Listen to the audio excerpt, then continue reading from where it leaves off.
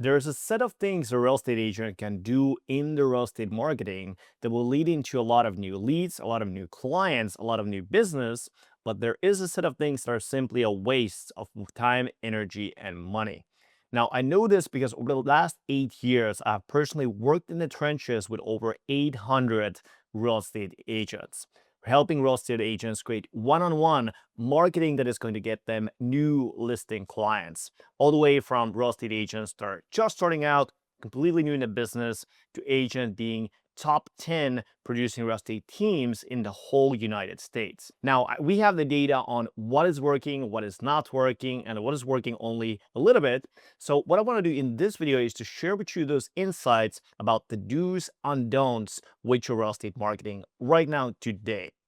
So let's start off with the don'ts. So first things first, don't use real estate marketing content that you have not created yourself. So we have studied and analyzed thousands of real estate agents, real estate marketing and marketing budgets, where they're going and also how they're allocated and the results they're producing. And the first don't is don't use real estate marketing content that is not created by you. So this is essentially 100% guaranteed that if you are using automated content, some sort of drip campaign that is not created by you, is more generic, right? That's basically guaranteed to not work. In particular, especially on social media, if you are using automated content, if you're using some sort of tool like reminder video, which is very, very common, those are basically guaranteed to not generate you real estate clients. Sure, it's going to keep you top of mind maybe a little bit, but at the end of the day, if you want to have real estate leads, you want to have real estate listing appointments, that is the number one thing to not ever do. The reason why is because a lot of these social media platforms, they see if you're doing something automated. And automatically, if you're doing automated content, social media platforms will flag that as spam, and it's just going to end up being in a category where it's sort of like ghost banned from these platforms where you're posting something, right? But it's not really getting shown to virtually any people. Additionally, your social media platforms, like every profile that you have, has a health score attached to your profile. And every time you do something that is out of alignment from these social media platforms' interests, your profile will get lower and lower in this health ranking. So actually, not only will this not generate you leads, but more often than not, you will actually cause harm to your organic reach. So even when you create a good piece of content, you will later get less views on that content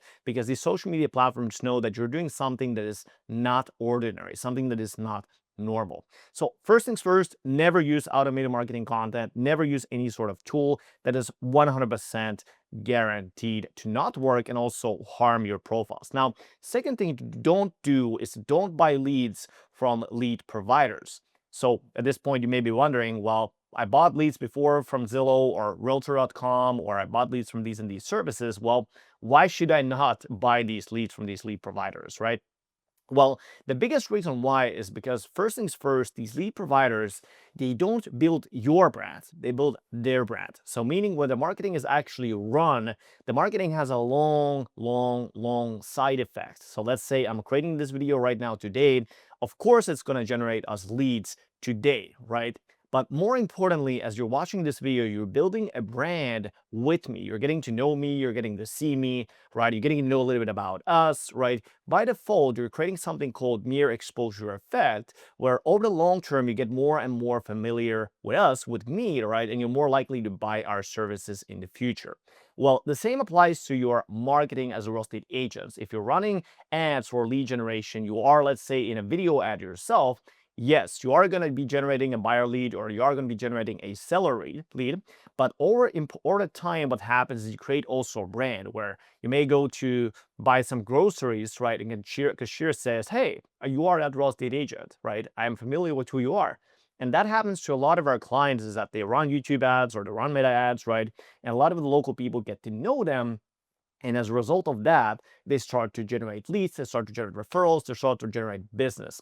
And yes, that business happens right now today, but it also happens in the future. That is the biggest reason why, but you also get into things like lead quality, right? A lot of the times these lead providers, the lead quality is not very good, to be honest. Also, you get into cost, so you're always paying a premium for these lead providers to give you these leads. So the campaigns are not that profitable. And just in general, right, if you are buying leads from these lead providers, you're also doing something that doesn't really make sense, because to build your own campaigns is really not that difficult in this day and age. So why would you pay somebody else to do the same thing you can do for yourself with a relatively little time, energy, and financial investment, right? There's just no reason to spend a couple thousand, $5,000 per month anymore to get somebody else to sell you those leads. Now, third thing to don't do is to don't run ads through external tools. So you may be wondering, what is an external tool? Well, these are tools like KV Core, right? If anything your brokerage provides, you can just set up an ad from there, right? Or it's any kind of software essentially that you may have bought that allows you to run ads from there, let's say through a landing page or something like that. Now, you may be wondering, well, why should I not use KV Core? My brokerage provides me with KV Core, right?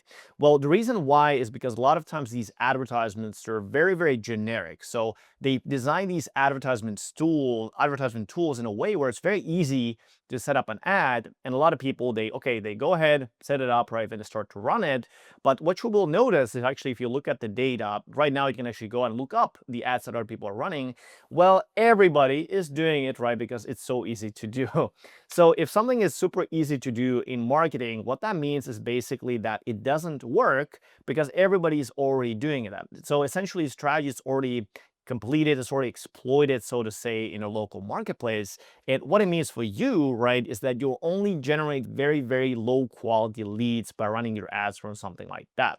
Additionally, right, the leads themselves are always going to be very low in quality, and you basically can do the same thing as cold calling by running ads from something like that.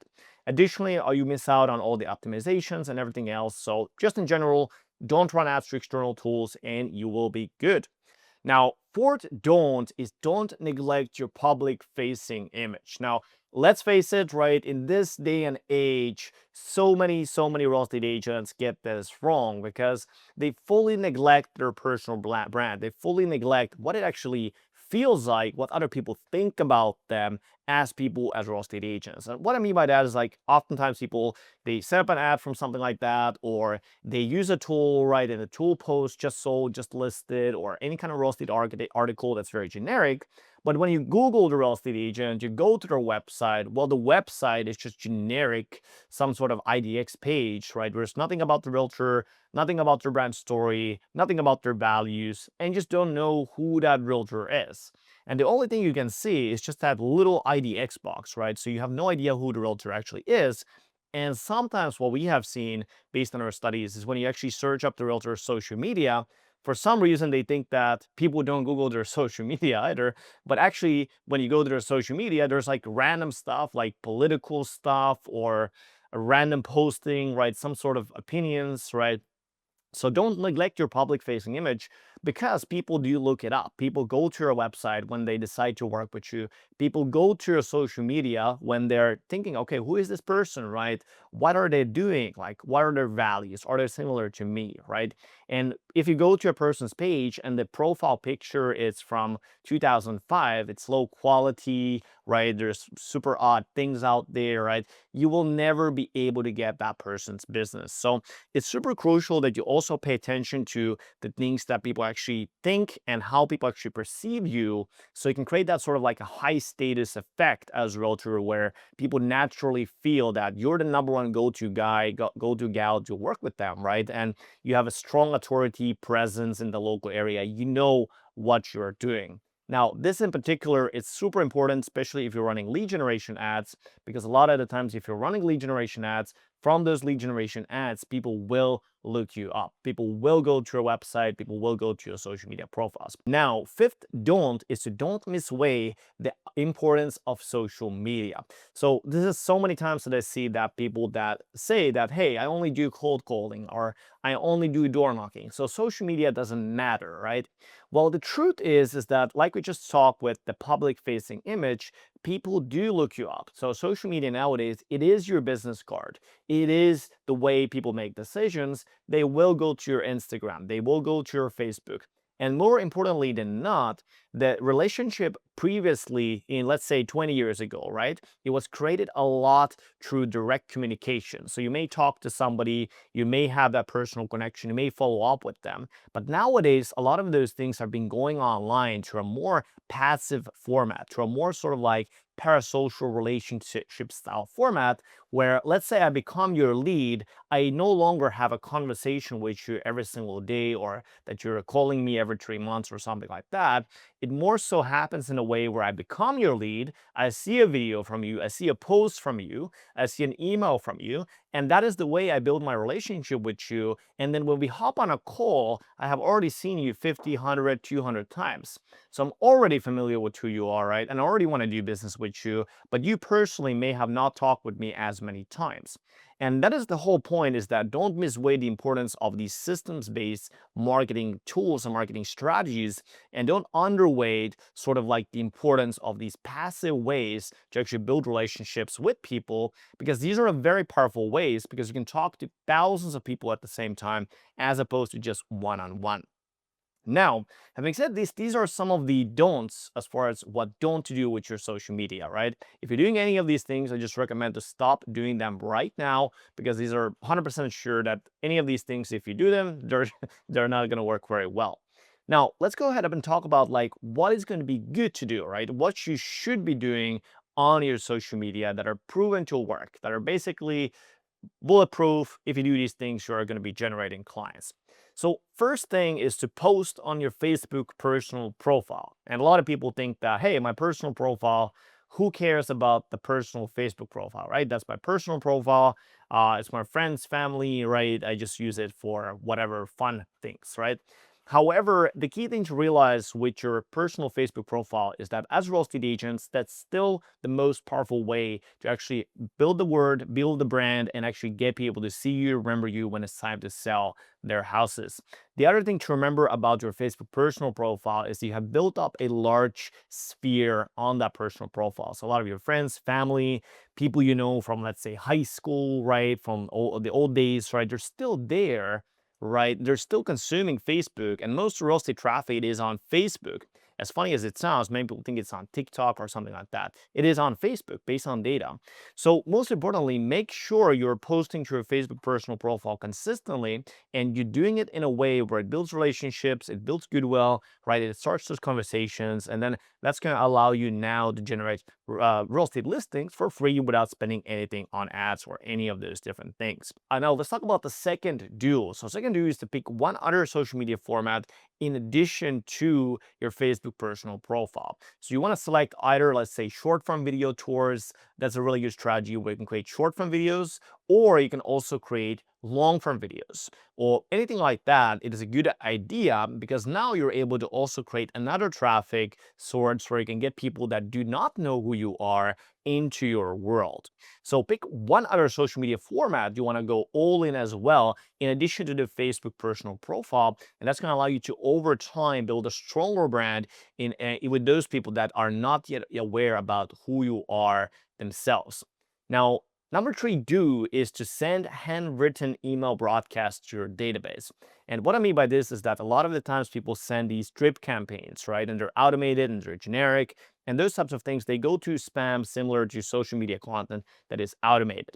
But if you create handwritten email broadcasts that are personally created by you, maybe there's a personal video from you, right? Things like this, it's going to actually allow you to get your emails to be seen in the first place. But then after that, it's going to allow you to have a similar effect created with the relationship, right? People get to know you, right? And they get to eventually work with you.